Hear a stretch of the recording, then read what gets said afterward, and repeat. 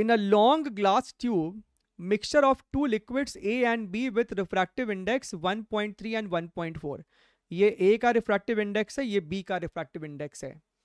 Forms a convex refractive meniscus towards A. Towards A. If an object is placed at 13 centimeter from the vertex of the meniscus in A, तो हमारे को forms a convex refractive meniscus towards A. तो diagram किस प्रकार का होगा हमको बताना. तो इसमें से कौन सा डायग्राम सही है? ये A मीडियम है, ये B मीडियम है, या फिर ये A मीडियम है, ये B मीडियम है. डायग्राम नंबर 1 सही है कि डायग्राम नंबर 2 सही है? सवाल को पढ़ के बताओ हमको. कॉन्वेक्स जो शेप है वो A साइड के तरफ है, A साइड के तरफ है. तो आपको जो डायग्राम है वो पहला वाला डायग्राम आप लेकर चलेंगे अपने लाइफ में. इस समय इसका रिफ्रैक्टिव इंडेक्स हमारे पास है. Refractive index of A is 1.3 and refractive index of B is 1.4. ठीक है. अच्छा, if an object is place 13 centimetre, यहां पे ऑब्जेक्ट रखा है आपने 13 सेंटीमीटर की दूरी पर. ठीक बात है. From a forms an image with magnification -2, then the radius of curvature of meniscus is how much. इसका रेडियस ऑफ कर्वेचर बताना है और आपने यहां पे ऑब्जेक्ट रखा है जिसका मैग्निफिकेशन आपको यहां पे -2 है. सबसे पहले ना सवाल उठता है कि सर यहां पे मैग्निफिकेशन क्या है? What is the magnification? एक बार यहाँ पे सेपरेटली डायग्राम को देखो.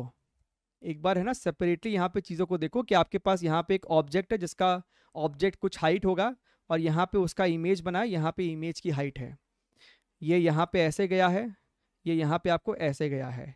यहाँ पे दिक्कत ये होता है कि अगर ये एंगल ऑफ इंसिडेंस है तो ये एंगल ऑफ रिफ्रैक्शन होता है. तो यहाँ पे मैग्निफिकेशन HI/HO तो नहीं होता है. ठीक है, नहीं आता है तो सीख लो. प्रॉपर आपको हम करके दिखा रहे हैं. इधर रिफ्रैक्टिव इंडेक्स Na है और इधर रिफ्रैक्टिव इंडेक्स आपको Nb है. तो यहां पे लगाइए मैग्निफिकेशन. ऑफ कोर्स मैग्निफिकेशन आपको होता है HI/HO है, उसमें डाउट नहीं है. हमको डाउट उसमें नहीं है. डाउट ये है कि ये फॉर्मूला आप V/U से इक्वेट नहीं कर सकते. आप इस फॉर्मूले को V/U से इक्वेट नहीं कर सकते हैं. तो क्या करेंगे सर? यहां पे आप लगाओ स्नेल्स लॉ. तो जब स्नेल्स लॉ लगाओगे तो आप बोलोगे Na into sine I is equal to NB into sine R. ठीक. तो अगर हम यहाँ पे ध्यान से देखें, अगर हम लोग यहाँ पे ध्यान से देखें तो हम कह सकते थे ना कि आपका जो साइन आई है, आपका ये सब एंगल्स बहुत छोटा होता है. तो अगर आपका एंगल ये बहुत छोटा है तो साइन आई को टैन आई बोल दो, कोई फर्क नहीं पड़ता है. तो अगर हम यहाँ पे साइन आई को टैन आई बोल दे, यानी कि perpendicular upon base, base is object distance, यहाँ पे इमेज डिस्टेंस, यानी कि HO/U. This is your HO/U. ये आपको NB है और sine R which is basically equal to tan R. तो हम यहाँ पे लिख पाते हैं इसको HI/V. यानी कि यहाँ पे हमको दिख रहा है कि सर जो HI/HO है ना, that is equal to your Na/NB multiplied by your V/U. तो ये हमको मैग्निफिकेशन है इस पर्टिकुलर प्रश्न में. ठीक है, राइट. तो ये हमारे पास मैग्निफिकेशन है. HI/HO की जगह हम लोग जो इस्तेमाल कर सकते हैं मैग्निफिकेशन में, that is equal to your Na/NB multiplied by your V/U. Let's come back to our question here. This is your magnification. अच्छा सर, ये आपका ऑब्जेक्ट डिस्टेंस है, तो हम लोग सर V भी कैलकुलेट कर सकते हैं. We can find out the image distance. लगाओ, क्या होता है formula? N2/V minus N1/U is equal to N2 minus N1/R. तो सर हमारे पास यहाँ पे R भी नहीं है और हमारे पास यहाँ पे V भी नहीं है. V हमको यहाँ से मिल सकता है क्या? बिल्कुल मिल सकता है. मैग्निफिकेशन हमारा यहाँ पे -2 है. माइनस साइन तो बस ये दिखाता है कि इन्वर्टेड इमेज बना होगा, लेकिन जहां तक बात मैग्नीट्यूड की है, देखिए इसमें कोई डाउट नहीं है कि हमारे को इमेज राइट साइड बना है. रियल इमेज बना है और इन्वर्टेड इमेज बना है। तो हमारा जो इमेज डिस्टेंस है वो इधर है और हमारा जो ऑब्जेक्ट डिस्टेंस है वो सर इधर है।